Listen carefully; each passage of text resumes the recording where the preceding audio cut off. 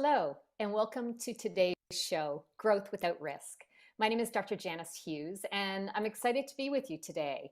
A key focus of this show, you notice, is the word growth and doing it in a way that you don't feel that you have to be a risk taker. So I thank Cairo Secure for really even putting together this show, sponsoring the show, and multiple different hosts every week.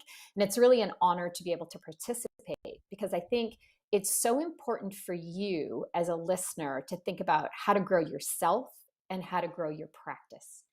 Now, last month, I had a really wonderful conversation with Dr. Daniel Bai, and to the point that I wanted to bring him back again today so we could talk a lot more about sales. So please join me in welcoming Dr. Daniel Bai. So thanks, Dan, for coming back. Hey Janice, good to see you again. Yeah, it's pretty cool to be asked back. Yeah, we could have gone for 2 weeks the last time we were on the line. So thanks for having me today. Commenting Think about, okay, I get the importance of sales, but how and what kind of tools? Like, I wanted to give the example because then I'm far more interested in your examples, but I brought with me today a little book that I know you know well, Jeffrey Gitomer's book. It's basically like a little bible about selling. And there's another famous book as well. Og Mandino has The Greatest Salesman in the World, so let's call it yes. Salesperson in the World. And thinking in terms of a couple of those resources, I'm more interested though. Tell me what you think is important for people, because a lot of our listeners, they said last time, great content. I understand it. I understand the importance of sales, but I don't know how to do it. So share with us, how do you help people do that? Sure. So I'm gonna backtrack on your intro about growth without risk. And I think that's a wonderful distinction because classically people often think that selling is risky, Hmm. that they're risking the idea that they're going to get rejected in the worst way possible, you know? Right. Modern sales is not risky at all. It's I guess before we get into the nitty gritty and the to do, and we will cover those by the end of this call.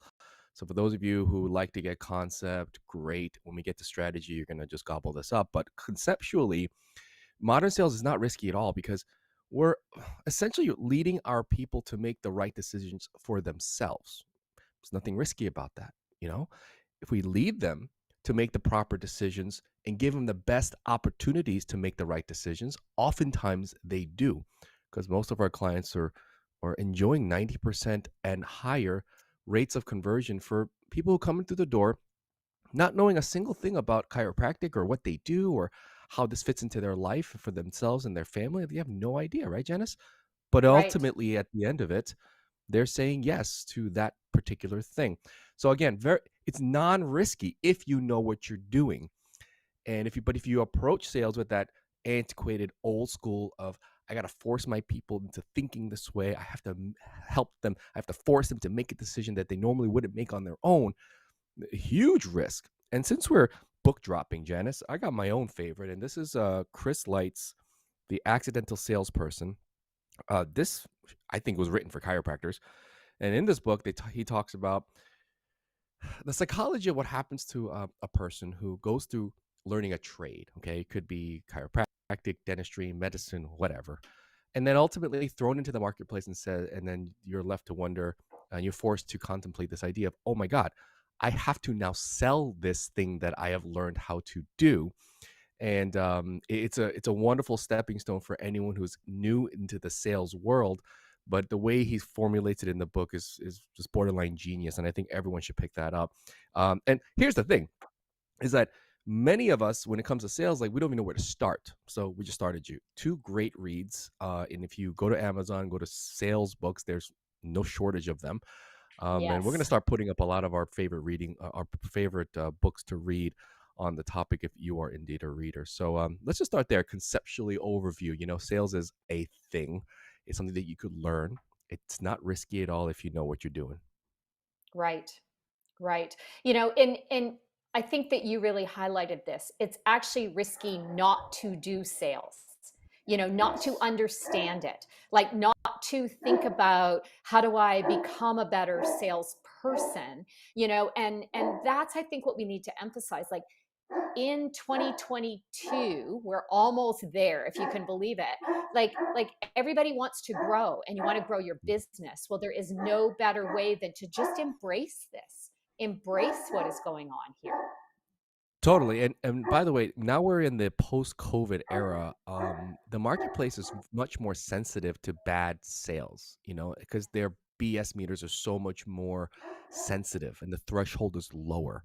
So you gotta really, really know what you're doing. So, okay, so we could talk about conceptualizing sales forever. And I just did a talk at Sherman College. They had me over there for their Lyceum, and one of the things I talked about was the fact that sales is a topic of study in major business programs worldwide. You talk about Harvard Business School, Wharton School of Business, Kellogg School of Business. I mean, these are big name business schools that are teaching their undergraduates in their first year the concepts of sales. Now, sometimes they call it different things. Sometimes they call it, psychoeconomics or behavioral economics. It's a new buzzword right now in academic business training, but ultimately that's what they talk about. All right.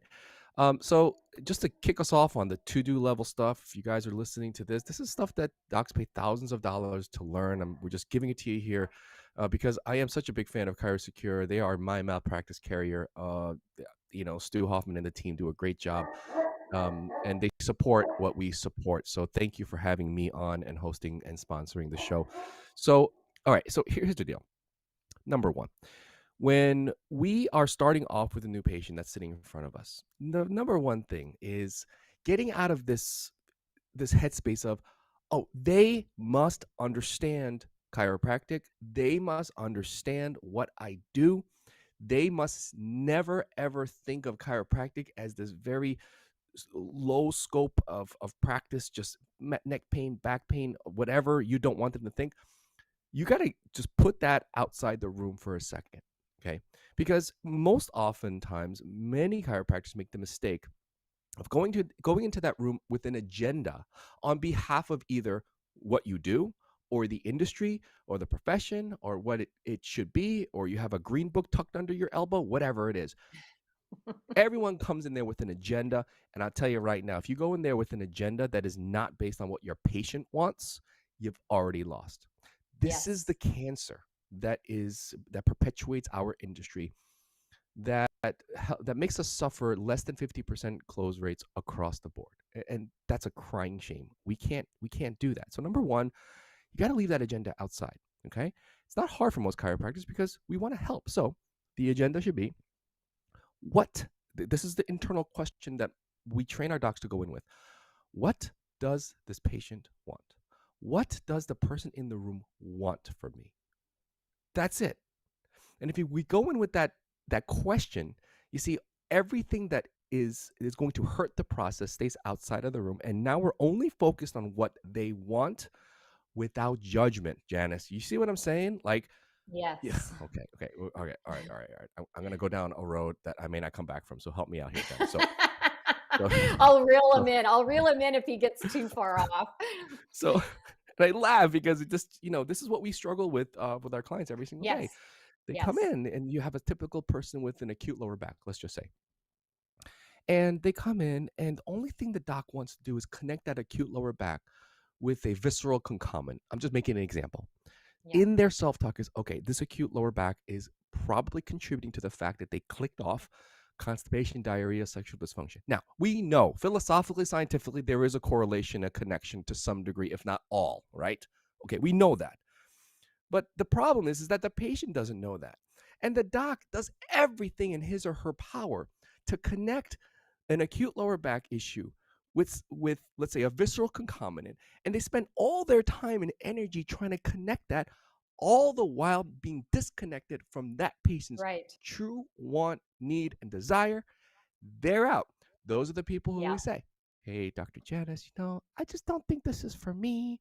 Or Dr. Janice, I want to go home and talk to my fish about it. Oh, Dr. Janice, I just think it's a little too expensive. Like, they'll come up with Well, all these because excuses. that's right, because it feels like it's so out here, and ultimately, like you said, the myth in our profession is that we have to connect them to that bigness on day one.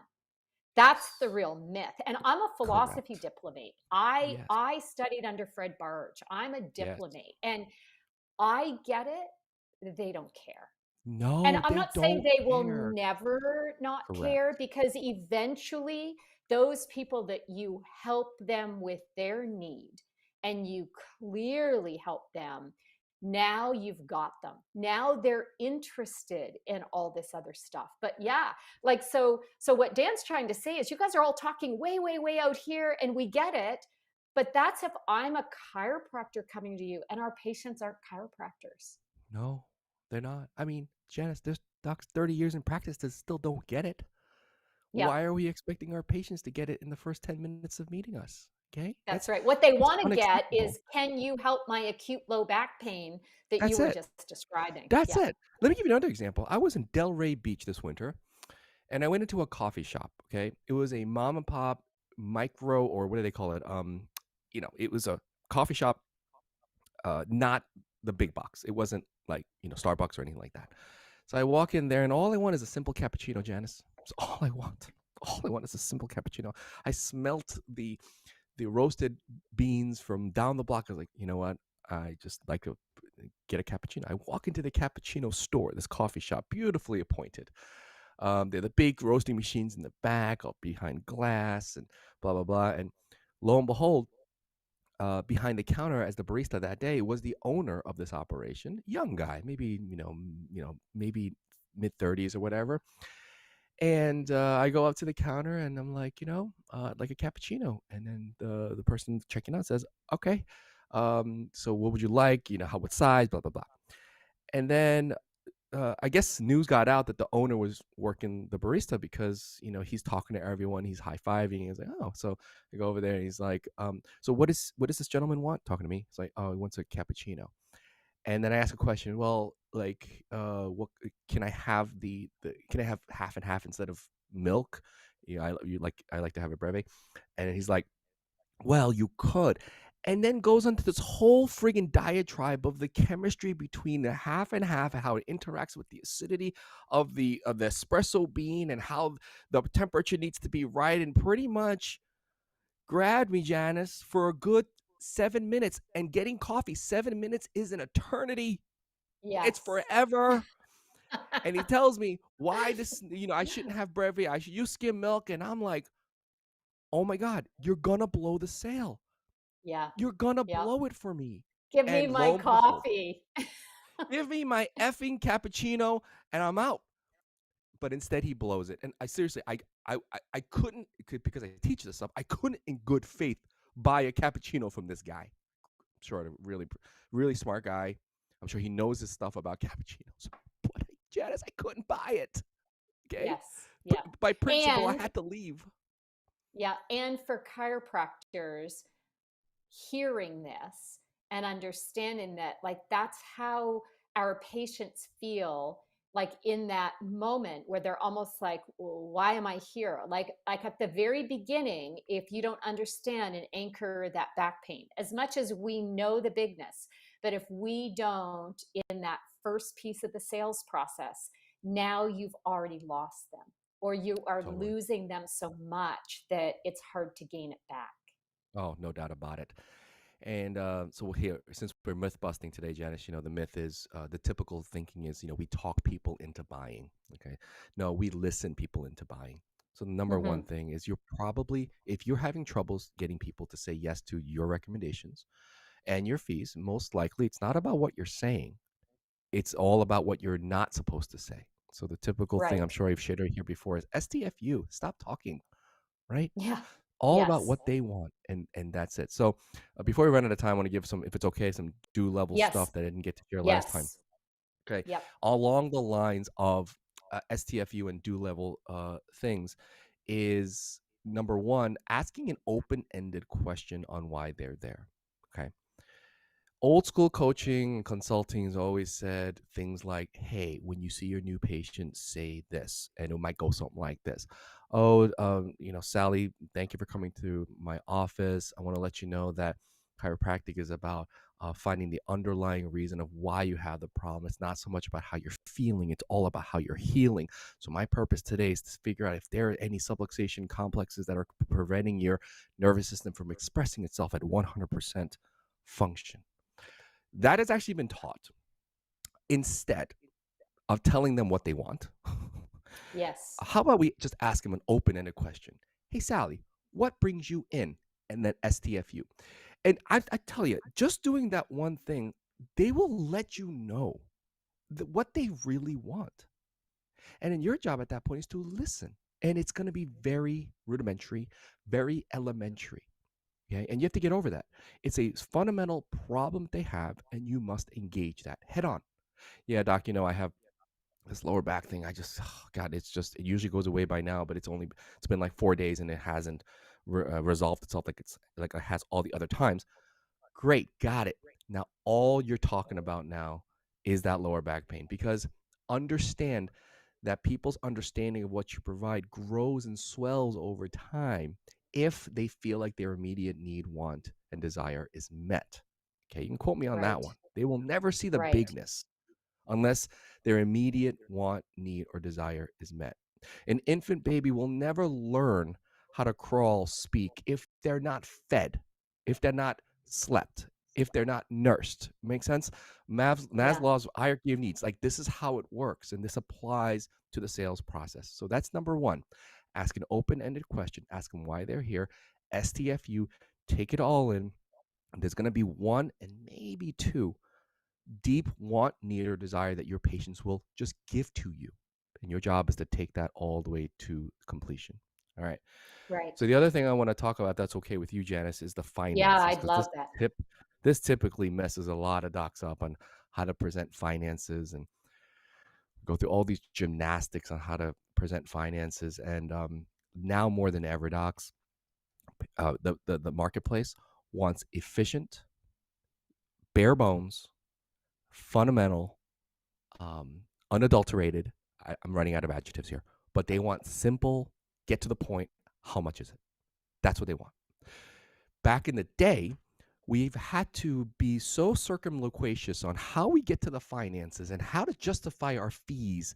And lately, if you go through that very convoluted way on presenting your finances, whether insurance, cash, or something in between, you're clicking off their BS meter saying, that's way too complicated.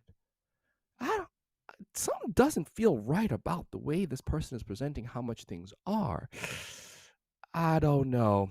Doesn't feel right. I'm not going to do this. That's what Yeah. we're risking. Yep. Think about buying a car. You guys understand this concept, right? I mean, Janice, right? Like, if you're going to buy something, don't you want to know as a consumer? Get to the point. Tell Yeah. me how much it is, and let's get on with it. That's what they want. So, Well, even using that example of cars, gone are the old days where like, well, but maybe I could sell it for this, maybe it could be that. Like everything now is like based on, I don't know, what do they call it, the blue book or whatever. yeah, Like you can Google search that, so I go in to buying a car now in a very different way than it was 20 years ago. Well, likewise you're describing like get to the point. Like, let's not make it so convoluted that all of a sudden people we're losing them just because of the money conversation. totally. And people lose it there all the time. You might have done Yeah. everything right. And then, number one, doctors freak out because we're Yes. talking about finances. Let's engage that one. Yes, you internally freak out when it comes to presenting finances, mainly because you don't have a set system to present the finances that works more often than not. Okay. So I'm going to give it Right. to you here. This is how you present finances. All right. This is the actual way that we teach our clients to do this, that pay thousands of dollars to learn from us. And this is how we teach it.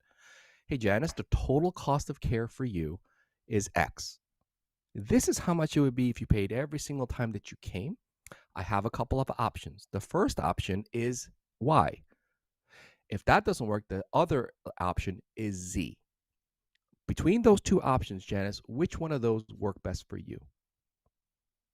That's it. I Yes. know. For some of you, I can read their minds right now. That's too Yeah. simple. Yeah, I know. But that's just how it goes. Yeah. Simplify your presentations of finances. Give your people just two options to pick from.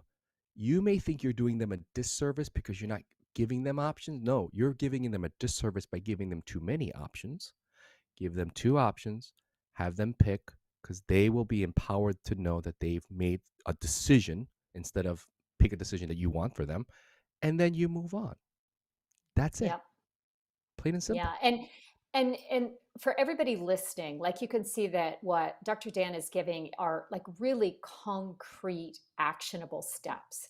Like we want to make sure we provide you, obviously, all these resources, great books. Dan, I'm going to ask you to close and kind of share, like, why would someone even now spend a weekend with you guys and the program that you do? You know, I can even before we have you close say, how would you not do that? Like Dr. Daniel Bai is describing that in every business management, business program, business course, they talk about the sales process. And unfortunately, in a professional school like chiropractic, we don't. And recognize that even your experience in student clinic, in main clinic, like you're not going through those things. So from my Hmm. perspective, that's why, but Dan, I know our time again is already coming to a close, but you've shared a lot of tools, a lot of books, a lot of resources. What can you leave people with today?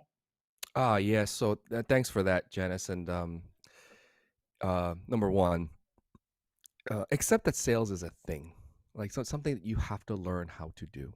Okay, and like any great art, science, and philosophy, which sales is, because we're dealing with and working with people, it can be very complex.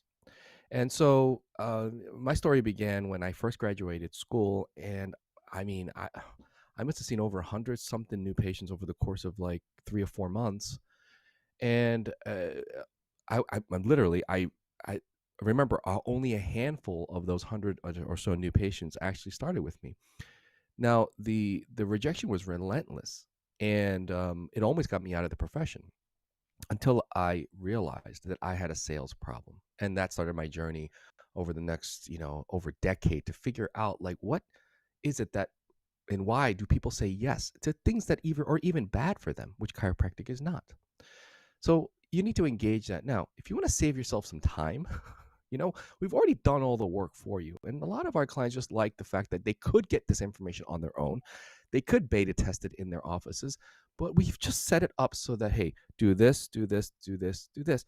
It's an incredibly easy template to follow that is not personality dependent. And that's another thing is that I don't care if you're an introvert, an extrovert, you have teeth missing, your eyes are asymmetrical, like this works for everyone because you're following the rules that dictate how someone connects to something that they want, need, and desire, and how to do that as quick as possible. So, yeah, Janice, yeah, we do that in a weekend. Great, awesome, but that's just a start because that gives you everything you Yes. need to continue developing, your I guess your salesmanship over the course of your career, which is again probably the Yeah. most important thing for the modern business. Absolutely. So, for all of you listening, like, please know we think this is like so pivotal and so important. That's why we've done a couple of shows based on this. Embrace sales. Understand that this is really key in your healthcare business. I call it a business. You're a chiropractor, an acupuncturist listening, whatever your healthcare specialty, but it is a business.